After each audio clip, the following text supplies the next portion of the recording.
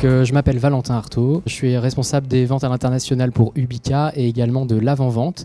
Et effectivement, aujourd'hui, on va vous parler d'authentification, de sécurité applicative avec notre partenaire Claranet, avec qui ça fait très longtemps en fait qu'on travaille. C'est pour ça que donc merci de nous avoir choisis pour votre conférence et le thème de l'Apsis. Donc vous pourrez venir nous voir ensuite sur le stand Claranet. Et puis il y aura ici également deux personnes de Ubica, donc Hélène et Anthony, qui sont là, qui pourront répondre à vos questions.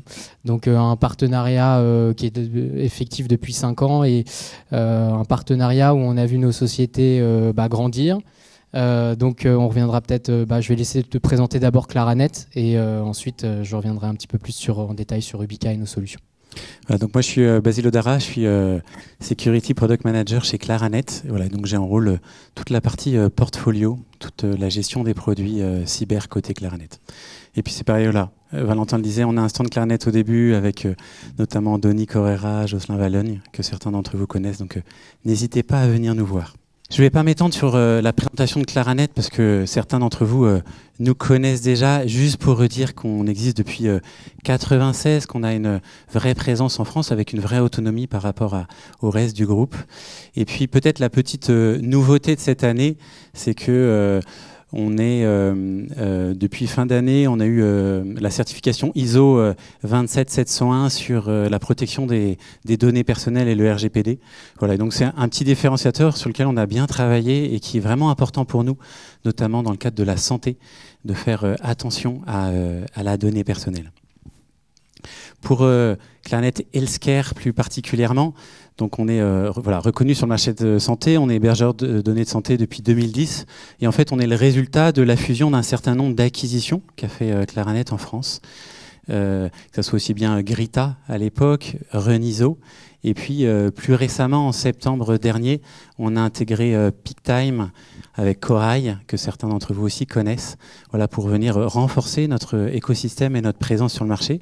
Et puis dans cette dynamique de construction et puis d'évolution, il y a aussi Christelle Pointreau qui est là avec nous aujourd'hui et qui nous a rejoint récemment pour continuer de développer ce marché autour de la santé.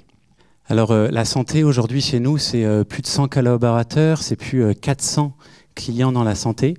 Et puis notre cœur de métier, c'est vraiment le service manager, l'infogérance de l'ensemble des systèmes de nos clients, en allant des GHT vers des éditeurs, en tant que partenaire de confiance pour manager l'ensemble de ces systèmes. Et puis on a aussi à côté de ça un ensemble d'expertise. L'année dernière, on est venu ici même pour vous parler des entrepôts de données de santé et notamment autour d'un use case qu'on avait fait avec un institut français spécialisé dans la cancérologie. Et puis suite à ça, il y a eu un certain nombre de questions sur la cyber, d'où notre présence aujourd'hui. Alors Claranet Cybersécurité, on se positionne comme le partenaire français de la sécurisation des infrastructures et des services de nos clients. Et on est vraiment là avec une forte présence en France. On est une 50aine de personnes, avec bien sûr des personnes qui sont spécialistes. Et puis aussi parce que c'est important pour nous dans l'accompagnement, dans le service manager, de pouvoir accompagner nos clients dans la modernisation. Et donc on a aussi un certain nombre de chefs de projet qui sont spécialisés dans la sécurité, qui vont être capables de venir avec nous accompagner dans cette démarche de modernisation des applications, des services et de la cybersécurité. Alors on a, avant d'entrer plus concrètement dans le projet, mais on a 4 grands piliers de ce qu'on propose au niveau de cyber. On a de l'audit avec des choses classiques que beaucoup de font, du pentest managé, des scans de vulnérabilité, des tests de segmentation. On a aussi tout un pan autour de la protection web et API, dont on va parler avec Valentin plus précisément tout de suite. Et puis un pan de détection avec du SOC, de l'XDR, de l'EDR. Et puis enfin un pan de formation, parce que vous le savez aussi bien que moi, c'est important de continuer de former les équipes, de les sensibiliser à la sujet, aussi bien que ce soit les équipes opérationnelles, mais aussi un peu plus loin, pour que l'ensemble des acteurs de la chaîne, du SI, puissent être sensibilisés à la question. Alors revenons sur notre sujet. Sécuriser vos applications web et API avec une solution souveraine et conforme HDS, une réponse à ProSanté Connect. Alors juste pour reprendre, on voulait reprendre juste 3 fondements réglementaires. Le premier, c'est ProSanté Connect, hein, qui est le cœur du sujet, donc qui est présent depuis 2019 pour le MFA des professionnels de santé sur les applications qui traitent du coup des données à caractère personnel de santé. On a la PGSSIS qui, depuis le 1er janvier 2023, impose le MFA sur l'ensemble des applications qu'on a citées pour les professionnels de santé.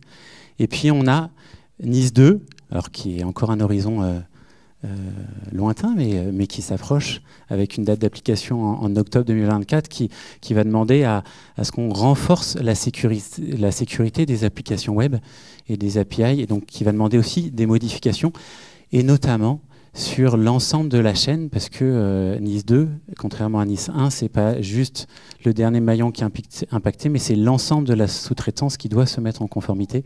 Et du coup, typiquement, ça va avoir des impacts sur les solutions tiers, sur les éditeurs que vous pouvez utiliser dans vos différents établissements.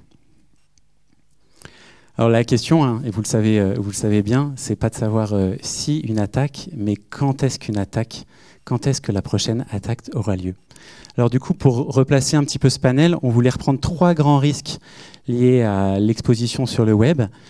Le premier, c'est l'exfiltration de données, hein, donc la captation de données. De fait, quand on traite des données à caractère personnel, qui plus est de santé, il y a des vrais enjeux et des vrais risques. Il y a la compromission du SI, et ça, malheureusement, l'actualité nous montre régulièrement, aussi bien dans les établissements de santé. Et puis toute la question de d'effacement de notoriété et puis de disponibilité finalement des services. Et c'est important pour nous de repartir de là pour dire mais voilà, il faut qu'on connaisse bien la menace à laquelle on est confronté pour être capable de l'identifier et puis surtout être capable de la contrer et du coup de mettre en place les mesures pour cela. Sachant que un des fondements de la sécurité, c'est la défense en profondeur. Et du coup, cette idée de mettre en place notamment des sécurités web applicatives pour se protéger, c'est aussi un moyen de se protéger de l'ensemble des vulnérabilités, des failles qu'on pourrait avoir et qui peut venir, même si dans l'ensemble, tout le monde essaye de faire au mieux, mais d'une solution tierce qu'on pourrait installer qui, malheureusement, utilise une bibliothèque qui a une vulnérabilité ou qui n'est pas forcément tout à fait sécure. Et donc pour ça, on voulait prendre un exemple qu'on a eu dans l'actualité. Oui, effectivement. Alors, ce n'est pas pour faire rappeler des mauvais souvenirs à certains. Néanmoins, je voulais revenir sur la vulnérabilité Log4j. Vous n'êtes pas sans savoir que c'est l'exemple type de la vulnérabilité applicative qui arrive le vendredi soir avant le week-end. Et là, on s'aperçoit un petit peu en catastrophe qu'on a beaucoup d'applications dans le SI qui utilisent cette librairie tierce. Et il faut patcher en urgence. Et puis évidemment, on n'a pas forcément le patch sous la main parce qu'il va falloir attendre que mes fournisseurs de logiciels publient une mise à jour. Voilà, donc quand on était sans WAF, on a eu beaucoup de clients qui ont dû fermer l'accès web ou carrément, voilà. Donc avec tout ce que ça implique pour le secteur de la santé, qui lui aussi se digitalise. Donc vous allez publier de plus en plus d'applications vers l'extérieur, prise de rendez-vous, imagerie pour aller récupérer sa radio ou son scanner. Enfin voilà, on a de plus en plus d'applications et d'API qui sont exposées sur le web et si ces applications demain ont une nouvelle librairie qui est vulnérable, on s'expose encore une fois à une nouvelle vulnérabilité applicative. C'est juste pour vraiment recontextualiser le sujet, vous montrer ce dont on va parler aujourd'hui, c'est vraiment comment on peut se prémunir contre l'exploitation de vulnérabilités applicatives. Donc sans WAF, effectivement, vous avez l'exemple ci-dessus. En fait, sans WAF, les hackers pouvaient exploiter cette vulnérabilité à travers les requêtes HTTP avec le WAF. Alors nous, chez Ubica, on a un moteur de sécurité assez particulier qui s'appelle la Scoring List, qui est un moteur à base de pondération de risque. Donc on bloquait Log4j, en tout cas 80% des tentatives d'attaque. Et dans le week-end, on a patché en 24 heures, on a fourni un patch à nos clients. Et donc, nos clients qui étaient derrière, qui ont parfois des centaines d'applications derrière nos reverse proxy, ont pu du coup assurer le week-end tranquille, quoi. Un petit mot sur Ubica maintenant. Vous nous avez connus sous plusieurs identités. Vous nous avez connus sous le nom de Denial, peut-être Beware, ou encore Rohde & Schwarz. Depuis 1 an maintenant, nous sommes devenus une entreprise qui s'appelle Ubica, qui a le don d'ubiquité, puisque nous, notre métier, et notre seul métier, c'est la protection des applications web et des API, peu importe où elles sont hébergées, d'où l'ubiquité, et sous tous les form factors, on part du container jusqu'à la VM, à l'appliance, en passant par le cloud. Et d'ailleurs, le cloud a été un sujet qu'on a beaucoup, on a beaucoup travaillé ensemble avec Claranet, parce que ça a été les premiers aussi à nous emmener dans les hyperscalers, donc sur des sujets de scalabilité, mais ce n'est pas le sujet d'aujourd'hui. Deuxième point important, tous nos produits sont des produits qui s'administrent de manière simple, sous forme de workflow graphique. Donc ce qu'on va voir dans la démo tout à l'heure, cette implémentation de ProSanté Connect pour vous aider à renforcer la sécurité et l'authentification se fait à partir de workflow graphiques. Bon, après, vous avez l'expertise de vos partenaires, de Claranet, pour vous assurer dans le day-to-day, mais en tout cas, c'est des solutions qui sont faciles d'utilisation. Donc nous, comme on est des spécialistes, on a des équipes, donc veille et innovation depuis plus de 20 ans, la société a plus de 25 ans d'existence et nous sommes toujours souverains, donc avec un actionnariat européen. Donc ça, c'est très important parce que c'est une valeur forte chez Ubica. La souveraineté, quand on est dans des environnements de confiance, avec nos partenariats avec Claranet qui peuvent vous accompagner sur du cloud privé ou chez des clouds comme OVH ou encore Outscale. Et vous avez également, on est cofondateur d'Exatrust. Vous retrouvez d'autres sociétés comme Egeri qui sont ici dans Exatrust. Et également, très important, donc on est en cours de recertification sur notre dernière version, qualification CSPN de premier niveau. Ça, c'est super important parce que c'est un vrai gage de qualité et de sécurité pour nos clients. Le code, il est revu. Et les moteurs de sécurité qui sont dans la solution sont des moteurs qui sont dans la version qui est certifiée, mais qui est une ancienne version, qui n'est pas la dernière, depuis 2013. Et pour nous, c'est vraiment un différenciateur et c'est pour ça qu'on a choisi de monter un partenariat depuis plus de 5 ans avec Ubica. C'est cette notion de souveraineté et puis aussi de certification au niveau de l'IT qui est un vrai enjeu et un vrai gage de sécurité.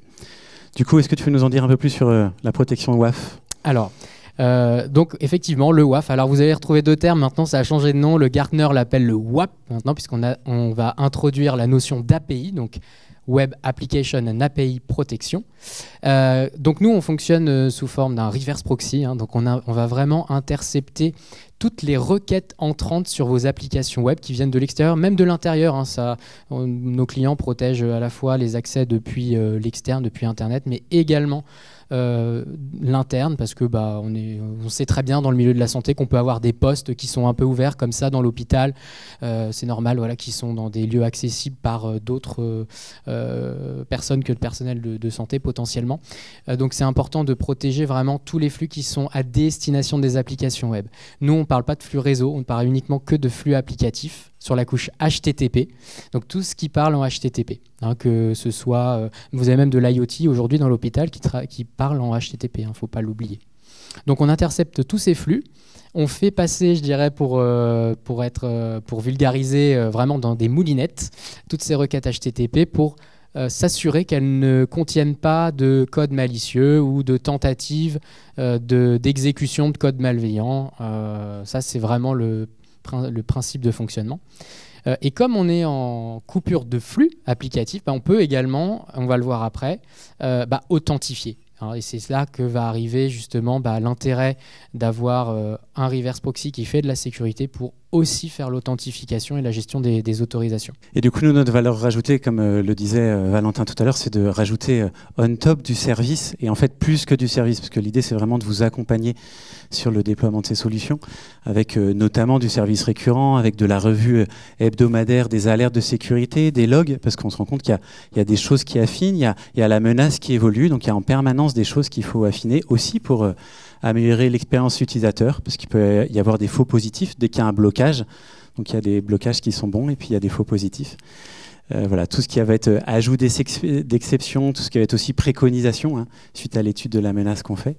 Et puis une grande partie threat intelligence qu'on fait en partie communément avec Ubica et puis qu'on vient rajouter aussi au-dessus parce qu'on a nos propres ingénieurs qui travaillent sur des sources de compromission, on va aussi mutualiser l'ensemble de notre base client qui va permettre, voilà, dès qu'on va bannir une IP parce qu'il y a un mauvais comportement, faire bénéficier l'ensemble des clients et du coup améliorer l'expérience globale et faire diminuer le niveau de risque pour chacun. Ce qui est important aussi pour nous quand on parle à des DSI ou des RSSI, c'est de disposer vraiment d'indicateurs sur l'activité malveillante. Parce que dire, ok, j'ai une contrainte réglementaire pour poser un WAF, pour poser du MFA, mais quel va être mon ROI, quel va être le nombre de requêtes qui vont être bloquées, quels vont être peut-être les pays qui vont m'attaquer. Et typiquement, pour une société d'image, une entreprise qui va faire l'imagerie médicale, si sa clientèle est en France et sur un secteur, peut-être qu'on peut couper les flux venant de l'étranger parce qu'il n'y a pas d'enjeu et par contre il y a un risque de compromission du SI. Voilà, donc tout ça, ça va permettre de donner des indicateurs en temps réel sur l'activité malveillante sur les applications, d'avoir des KPI pour piloter et puis aussi d'être capable de piloter un plan d'amélioration, de modernisation de la sécurité parce qu'on peut voir des choses à améliorer, parce qu'on peut en discuter en communauté de pilotage. Un autre enjeu, et ça c'est un use case qui est très important, c'est que souvent on met un WAF et on se dit ok, j'ai posé un WAF, j'ai fait ma configuration, tout va bien. La problématique, c'est que dans le temps, la configuration, elle bouge, parce qu'on ajoute des règles, on ajoute des exceptions, parce qu'il y a des nouvelles vulnérabilités. Et donc, on a créé un petit outil qui rentre dans l'offre, qui va venir régulièrement scanner le niveau d'étanchéité dans le WAF. En fait, il va prendre les différentes patterns qu'on a configurés et qu'on met à jour régulièrement, il va les fuser, il va les décliner pour s'assurer que le WAF répond toujours et puis donner du coup cette vue de protection et ce niveau de protection dans le temps. Et donc ça va nous permettre, alors je me permets de prendre un autre exemple mais qui montre bien l'illustration. Typiquement quand on est en période de Black Friday, il y a souvent une petite mise à jour du site avec des nouveautés qu'on va faire. Et puis les équipes sales se disent tout de suite, on ne veut pas de blocage, on lève un peu le pied parce qu'on ne veut surtout pas rater le coche. C'est super, sauf qu'en fait souvent on oublie de réactiver la protection et puis de fil en aiguille, en fait on a une vraie passoire. Voilà, donc c'était un petit aparté d'un autre secteur, mais c'est pour vous montrer l'importance de suivre cela. Si on en revient à nos moutons sur la délégation d'authentification de ProSanté Connect, je te laisse la main Valentin. Oui, merci Basile. Donc pour répondre à ces enjeux aussi, si on revient dans le secteur de la santé, effectivement les personnels de santé ont maintenant soit des cartes physiques CPS, soit aussi maintenant la e-CPS avec l'application mobile qui permet de s'authentifier grâce à ProSanté Connect. Et si je reviens à ce que je disais tout à l'heure, on peut maintenant déléguer l'authentification depuis le WAP à ProSanté Connect. Donc en fait, chez Ubica, on a un module qui s'appelle le Web Access Manager. Donc c'est un module complémentaire au WAF. Ça se trouve sur la même appliance virtuelle ou physique ou peu importe le form factor. Donc vous avez, grâce la même solution, vous avez la protection applicative et également l'authentification. Donc quand vous allez définir une cible des applications à protéger, tout ou partie des applications, et vous allez dire, bah voilà, quand mon administratif, par exemple, souhaite accéder à l'imagerie, eh ben, je lui mets tout d'abord un portail unique d'accès à base de délégation d'authentification ProSanté Connect, et ça vous allez le faire sur le WAP, ce qui va vous économiser un gain de temps pour paramétrer potentiellement ou pour redévelopper une application qui ne serait pas nativement compatible avec des protocoles, le protocole OpenID Connect, hein, puisque c'est ça dont on va parler. Donc vous allez avoir également bénéficié du MFA de ProSanté Connect, hein, puisqu'il faudra valider sa demande de connexion sur l'application. Vous allez également vous baser aussi sur l'annuaire de santé ProSanté Connect et gérer des autorisations. Parce qu'ensuite, vous pouvez dire, voilà, si c'est tel profil, il a le droit d'accéder à cette application-là. Si c'est tel profil, ce sera celle-là. Et pas accès à l'autre. Et tout ça, c'est grâce à OpenID Connect. Donc voilà, je vous montre justement... On va vous montrer ça en image parce qu'on se dit que voilà, rien de mieux que de vous montrer la solution en action. Donc dans la démo qu'on va vous montrer, c'est justement ça, c'est de montrer comment sur un applicatif standard, on est capable de déléguer l'authentification pour une partie de l'accès à ProSanté Connect. Exactement. Je vais commenter la vidéo en direct puisqu'on a fait ça sous forme de vidéo. Si vous voulez en live, vous pouvez venir voir aussi sur le stand Claranet. Donc là, par exemple, on est sur une application de type PHP avec un frontal client, enfin patient, pardon, pour s'inscrire sur un rendez-vous en ligne, par exemple. Et il y a également une partie admin. Donc vous voyez, vous avez un autre chemin sur l'application, c'est la partie admin du site qui n'est normalement accessible qu'aux administratifs, au personnel de santé. Donc c'est cette partie-là qu'on veut mettre sur ProSanté Connect. Donc la première chose qu'il va falloir faire, c'est vous rendre sur votre compte en fait, ProSanté Connect pour aller récupérer un ensemble d'informations qui vont nous permettre de déléguer l'authentification à un tiers. Donc voilà, ça c'est le site de l'ANS. Donc là maintenant on est sur la console d'Ubica. Et en fait, c'est dans cet écran qu'on va renseigner le client ID, le secret partagé entre vous et ProSanté Connect pour établir les demandes d'authentification. Donc tout ça se fait dans la console Ubica. Donc ça, c'est la partie web pour gérer l'authentification. Et Claranet est là d'ailleurs, sera là pour vous accompagner dans le déploiement. Et là maintenant, on va partir sur la politique de sécurité de l'application que vous avez vue tout à l'heure.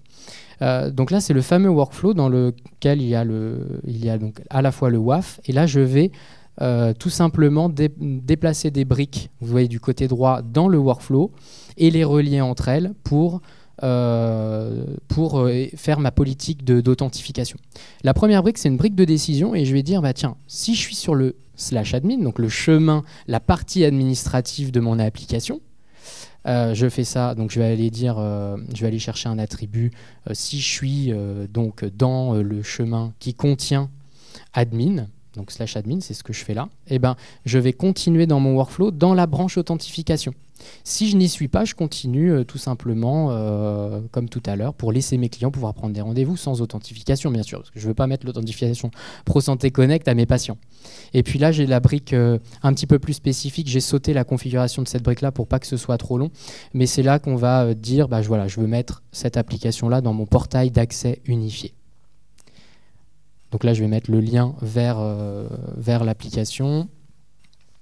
Donc vous voyez comment c'est très simple de le faire. Donc même si ce n'est pas vous qui faites le workflow, demain si votre administrateur n'est pas là, si votre partenaire n'est pas là pour vous accompagner, enfin vous cherchez une info, vous pouvez très facilement voir dans un workflow en fait, ce qui se passe sur votre politique de sécurité. Ce n'est pas des cases à cocher, c'est vraiment la requête HTTP arrive en haut et elle suit la politique que vous avez définie. Et c'est un vrai gain en lisibilité parce que souvent on peut finir par s'y perdre dans la configuration et là on a vraiment un schéma clair et une compréhension facilitée. Une fois que ça c'est fini, en fait, on applique la configuration. Ça se fait jamais en live, en prod. On pousse des configurations quand on a fini. Donc là, maintenant, si je me rends sur le /admin, en fait, je suis redirigé vers une mire d'authentification. Donc là, j'ai simulé, c'est un Keycloak derrière. C'est pas le ProSanté Connect parce que c'est pour des tests. Voilà, on a le MFA qui est géré par le tiers. Et là, on est sur le portail. Donc, vous vous souvenez, tout à l'heure, on a une authentification locale. L'application, elle n'est pas compatible ProSanté Connect. Donc, elle a des comptes locaux, cette application.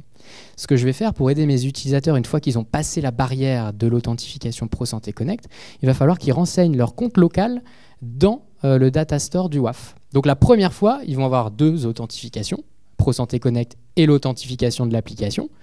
Mais la deuxième fois, en fait, où ils vont se connecter sur le portail, ils seront automatiquement connectés sur l'espace administratif. Le WAF va retenir le crédential local de l'application. Si ce n'est pas clair, on aura le temps pour les questions. Les attaques sont également bloquées. Donc ça, c'est le deuxième avantage de la solution, c'est que vous avez à la fois l'authentification et vous voyez, j'ai lancé une attaque sur le site et bien sûr, l'attaque est bloquée. Donc ici, on est dans la partie log et on voit que en rouge, on a le pattern, la chaîne de caractères qui a matché avec une potentielle attaque. Donc ça, c'est pareil, vous allez avoir dans les logs, vous allez savoir exactement à quelle menace vous avez fait face. Et puis si je veux améliorer, donc là on a tous les moteurs de sécurité que vous pouvez activer, désactiver, donc ça c'est vraiment lié à la sécurité applicative. Là encore, Claranet peut vous accompagner dans le choix des moteurs par rapport aux applications à protéger. Mais là, par exemple, je peux également faire, pour renforcer la sécurité, je vais vous montrer un autre exemple de facilité d'usage du workflow. C'est je vais dire, OK, l'espace admin de mon application, je voudrais qu'elle soit accessible que depuis une IP de confiance ou un range IP, par exemple, le sous-réseau de votre VPN, par exemple. Parce qu'il n'y a pas de raison que cette partie admin qui est exposée quand même sur Internet soit accessible d'un réseau Internet. Donc là, par exemple, j'ai mis une règle. Il faut venir de l'adresse IP 1111 pour accéder à l'application. Et sinon, eh bien, je vais faire en fait une petite brique Generate Response pour dire à mon utilisateur, si c'est pas connecté en VPN, mais en fait, mets-toi en VPN parce que là, tu n'es pas sur le bon réseau pour accéder à l'application. Donc c'est ce qu'on fait avec cette brique. Donc on peut aussi générer des réponses pour des réponses HTTP classiques. Donc là je dis voilà, attention, il faut être sur le VPN pour accéder à cette... Et ça n'empêche qu'en étant sur le VPN, je peux quand même faire mon authentification Pro Santé Connect. Donc là, toujours pareil, j'applique la configuration. Et donc là maintenant, si j'essaie d'aller sur /admin, comme je ne viens pas de l'adresse IP 1111, j'ai un message qui me dit effectivement que je ne suis pas autorisé à aller sur le site. Voilà, donc je pense, voilà. Et on a aussi toute la partie, alors très important, reporting et monitoring. Donc vous avez aussi la partie qui a accédé à quoi, quand et d'où, puisque vous avez les logs de tous les utilisateurs qui se sont connectés successivement sur l'application. Et vous avez aussi toute une partie dashboard sur une stack Elasticsearch Kibana pour la partie visibilité sur les logs, quelles sont les adresses IP qui vous ont le plus attaqué, quelles ont été les attaques qui ont été les plus bloquées, etc., etc. Ces dashboards-là, on peut également paramétrer un envoi automatique de ces dashboards dans un PDF pour votre responsable sécurité, hein, par exemple. Ça peut être on a des clients qui font ça, effectivement, tous les jours, ils ont un rapport dans leur boîte mail avec toutes les attaques loguées. Et puis, ça fait partie aussi d'une offre de service de Claranet de vous dire, voilà, si vous êtes sous attaque, on vous appelle tout de suite et on prend les mesures correctives. Tout ça peut bien sûr être exporté vers du syslog, voilà, tout un tas de par API comme vous le souhaitez. Voilà d'autres dashboards. Et on répondra à vos questions après si vous en avez bien sûr. Je vais laisser la main à Basile pour la conclusion sur cette présentation. Voilà, du coup on voulait reprendre juste 3 avantages par rapport à la problématique de départ, qui était comment répondre à cette problématique réglementaire dans un enjeu souverain et un environnement HDS avec le multifacteur sur Pro Santé Connect.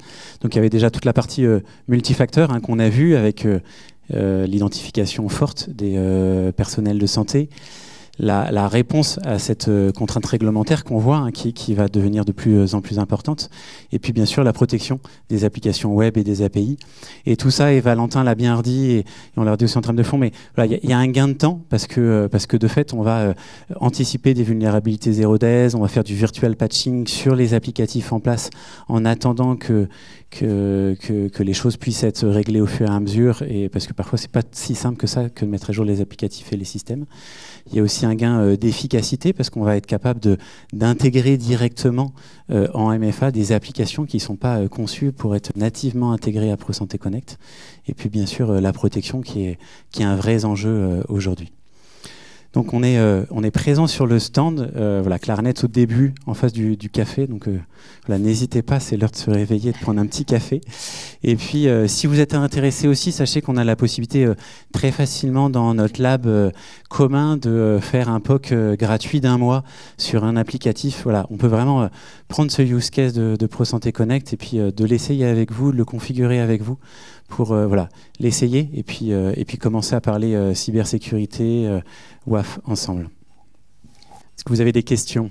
Bonjour, Benoît Fondard, moi je suis ingénieur biomédical, donc j'ai une question orientée biomédicale où on a plein de besoins de connexion à des services directement implémentés sur nos équipements biomédicaux et qui seraient plutôt utilisés par les industriels qui sont à l'extérieur. Est-ce que ce système-là peut être... ça rentre un peu en concurrence avec de la télémaintenance, mais est-ce que ça peut être utilisé à des fins de ce genre-là? Oui, absolument. Il faut effectivement simplement s'assurer que ces équipements parlent bien en HTTP.